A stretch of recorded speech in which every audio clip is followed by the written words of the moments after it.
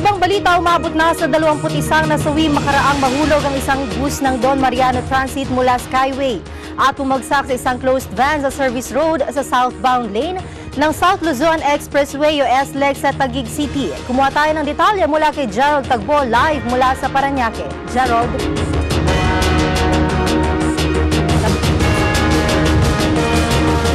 Yes, Jelmy, mistulan nga ni Yuping Lata itong Don Mariano Transit Bus matapos na mahulog ito sa southbound lane ng West Service Road sa Parañaque kanina umaga. Hindi nga bababa sa 22 katao yung nasawi sa aksidente. Sa initial nga ng investigasyon, Jelmy, mabilis yung patakbo ng Don Mariano Transit Bus na binabaybay noon ang southbound lane ng Skyway.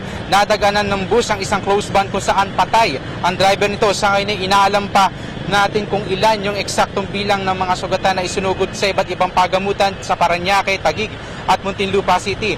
Kanina nga ay nagdulot ng pagbigat sa daloy ng trapiko sa southbound lane ng SLEX ang nasabing aksidente at sa natanggap nating informasyon ay hindi muna pinapadaan ngayon o pinapalapit yung mga bus at truck sa nawasak na barandilya sa Skyway. Pasado alas 10 nga na umaga nang maalis ang bus sa pinangyarihan nga na aksidente at kasalukuyan nga ito, Jelmy, na nakalagak sa Highway Patrol Group dito nga sa Bikutan sa Parañaque City.